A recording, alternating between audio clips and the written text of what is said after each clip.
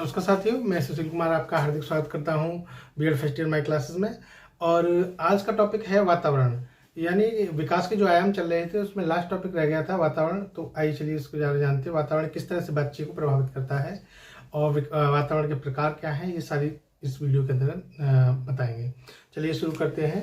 BEd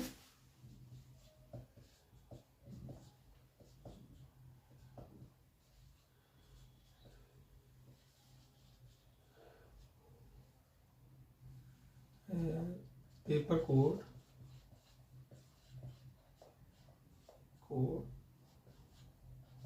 BD 101।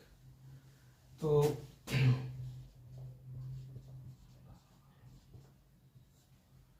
वातावरण क्या है, यहाँ वातावरण से क्या अभिप्राय है? तो जितनी भी भौतिक अभौतिक वस्तुएं जो हैं, जो मानव के सर्वांगीण विकास को प्रभावित करती हैं, क्या है, जितनी भी भौतिक व अभौतिक वस्तुएं जो मानव के विकास को प्रभावित करती हैं, वो वातावरण के अंतर्गत आती हैं।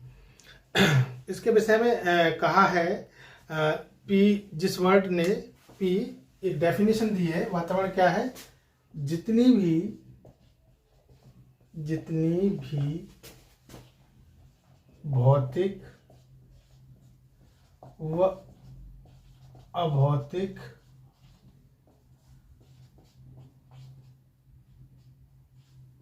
वस्तुएं जो मानव विकास को प्रभावित करती है। प्रभावित कैसे करती हैं? चाहे प्रत्यक्ष रूप से चाहे अप्रत्यक्ष रूप से, दोनों में से किसी भी रूप से प्रभावित करती हैं। तो वो किसके अंतर्गत आती हैं? वो आती हैं वह वातावरण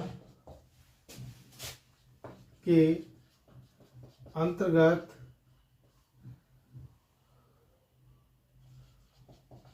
आती है।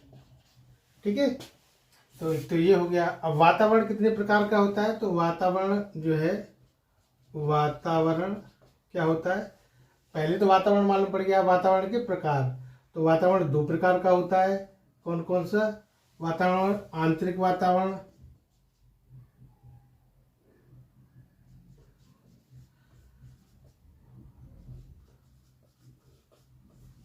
और दूसरा होता है बाह्य वातावरण। ठीक है, आंतरिक वातावरण के अंतर्गत क्या आता है? आंतरिक वातावरण के अंतर्गत आता है, क्या आता है?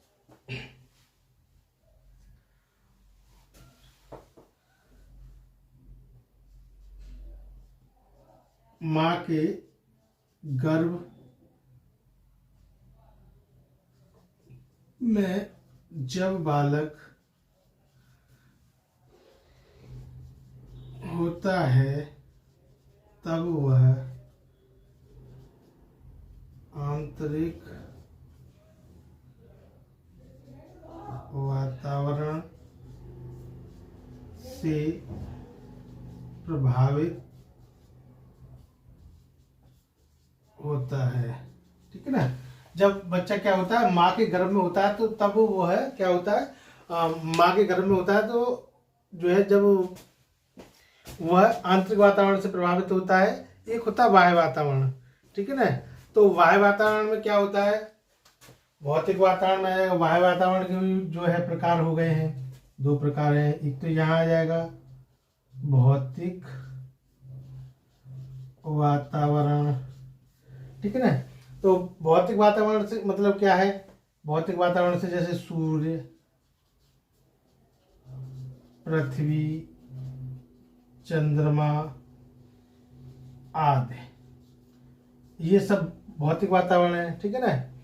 और यहाँ एक आता है सामाजिक वातावरण। कौन सा आता है? सामाजिक वातावरण। तो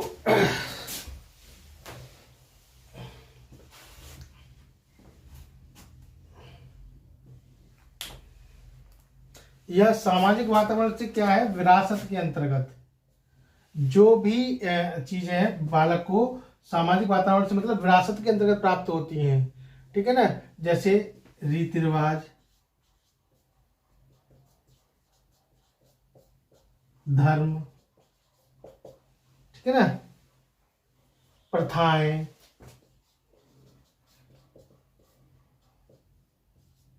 रहन सहन आदि। इस वातावरण के अंतर्गत भी तीन होते हैं। कौन कौन से वातावरण होता है? आर्थिक वातावरण,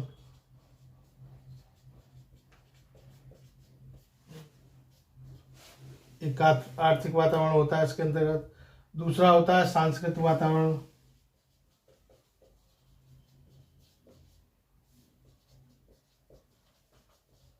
वर्ण, और तीसरा होता है मनो सामाजिक वातावरण।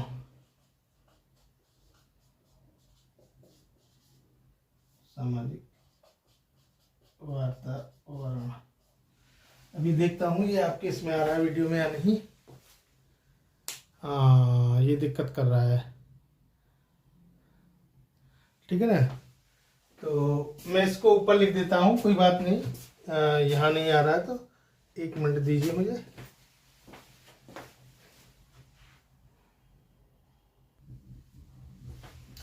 जैसा कि मैंने आपको बताया अभी वातावरण के विषय में कि भौतिक व अभौतिक तरीके से एक बार समझ लेते हैं इसको। यहाँ सामाजिक वातावरण भी 3 प्रकार का होता है, उसको मैं डिफाइन करूंगा क्योंकि बोर्ड छोटा पड़ रहा है, तो पहले मैं बता देता हूँ, समझा देता हूँ। वातावरण क्या है? जितनी भी भौतिक वस्तु भौतिक व अभौतिक वस्तुएं हैं उसको प्रभावित करना, बालक के विकास को प्रभावित करती हैं। भौतिक अभौतिक वस्तुएं जो मानव विकास को प्रभावित करती हैं वो वातावरण के अंतर्गत आती हैं, ठीक है। उसमें 2 तरीके से वातावरण था, एक तो आंतरिक वातावरण और एक बाह्य वातावरण। आंतरिक वातावरण वो था जो शिशु जो है माँ के गर्भ में जब पलता है बच्चा 9 महीने तक, तो वो वातावरण जो जेनेटिक जो वातावरण होता है वो आंतरिक वातावरण के अंतर्गत आता है। जो पैतृक गुण जो होते हैं वो जो है इस वातावरण के अंतर्गत आते हैं, ठीक है ना। पैतृक गुण, पैतृक गुण इसके अंतर्गत आते हैं, चाहे जैसे भी हो, ठीक है ना। तो वो आंतरिक वातावरण के अंतर्गत आते हैं। और बाह्य वातावरण वो होता है जो व्यक्ति जन्म के बाद, शिशु जन्म के बाद जो समाज में संपर्क में आता है तब वो बाह्य वातावरण के अंतर्गत आ जाता है। बाह्य वातावरण 2 प्रकार का होता है, भौतिक व सामाजिक वातावरण। भौतिक वातावरण से मतलब होता है जैसे ग्रहों आदि को आपने देखा होगा खगोल शास्त्र में या जो ज्योतिष शास्त्र में, जो ग्रह दशा इनकी स्थितियों को देख के बच्चे पे जो प्रभाव पड़ता है वो आता है भौतिक वातावरण के अंतर्गत, ठीक है ना। सामाजिक परिस्थितियाँ, भौतिक परिस्थितियाँ कैसी रही वहाँ जन्म के बाद। और सामाजिक वातावरण, समाज में जब बच्चा आ जाता है, जैसे रीति रिवाज, धर्म, किस समाज में, किस संप्रदाय में है, किस घर में पर किस परिवार में उसका जन्म हुआ है, तो वहाँ रीति रिवाज, धर्म, प्रथाएं और रहन सहन ये आता है। अब सामाजिक वातावरण भी 3 प्रकार का होता है, वो मैं सभी डिफाइन कर रहा हूँ। 1 मिनट देखिए।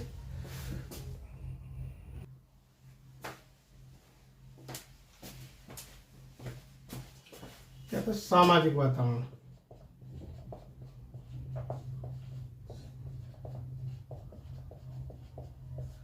ये भी कौन सा होता है? 3 प्रकार का होता है। कौन कौन सा 3 प्रकार का होता है अभी बताते हैं। पहला आ जाता है आर्थिक वातावरण। कौन सा आ जाता है? आर्थिक वातावरण। दूसरा कौन सा होता है? दूसरा वातावरण आर्थिक के बाद दूसरा होता है सांस्कृतिक वातावरण।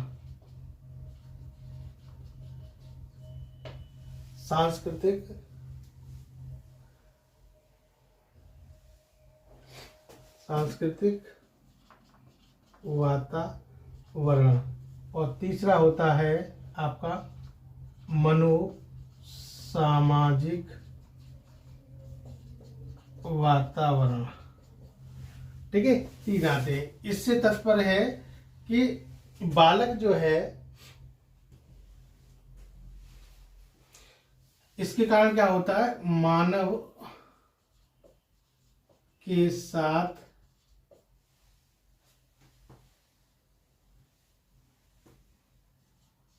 उसके व्यवहारों पर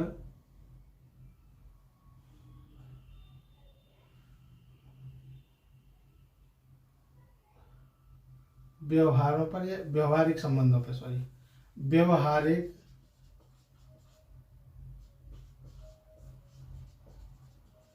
संबंधों पर इसका प्रभाव पड़ता है। आपने देखा होगा, यदि बच्चा संपन्न परिवार में होता है तो उसके घर पे नौकर चाकर सब कुछ लोग होते हैं, तो उसे उस दृष्टि से समाज देखता है ना।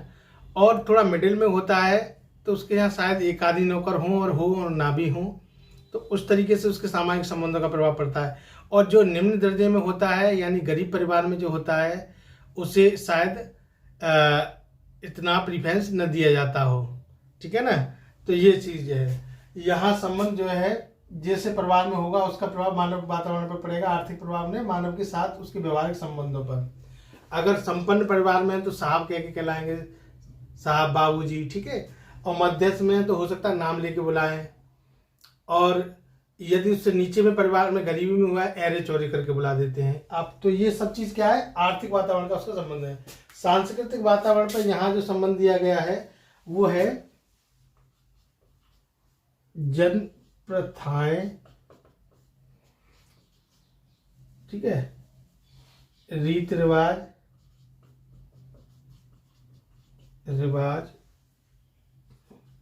रहन सहन,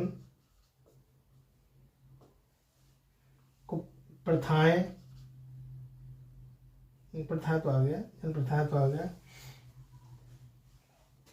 है ना। और रूढ़िवादिता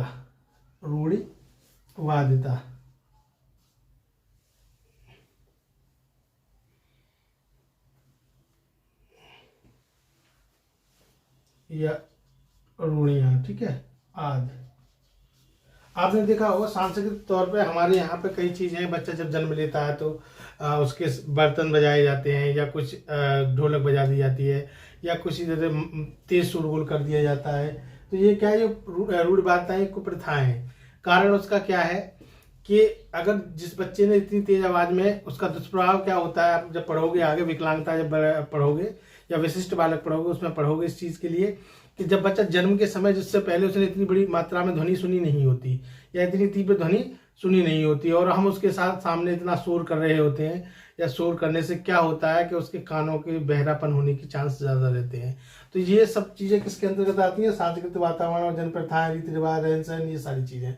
मनोसामाजिक में आपने देखा होगा किसी बालक को मन को भा गया, मतलब यह है कि मैं किसी से प्रभावित हो गया, जैसे मैं सैनिक बनूंगा,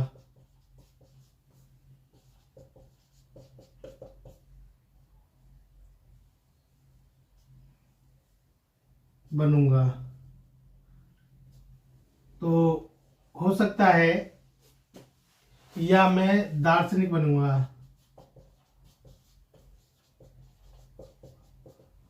हो सकता है अरस्तु या सुकरात इनको पढ़ लिया हो तो उनसे प्रभावित हो गया हो, ठीक है ना।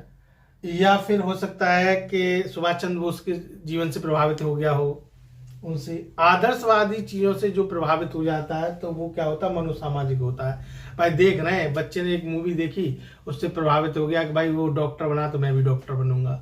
ये सारी चीज़ें क्या है, मनोसामाजिक वातावरण के अंतर्गत आती हैं। यानी व्यक्ति द्वारा एक दूसरे पर पड़े प्रभाव को क्या कहते हैं, किसी के व्यक्तित्व द्वारा अगर आप पर कोई प्रभाव पड़ता है तो वो किसके अंतर्गत है, मनोसामाजिक वातावरण के अंतर्गत आएगा।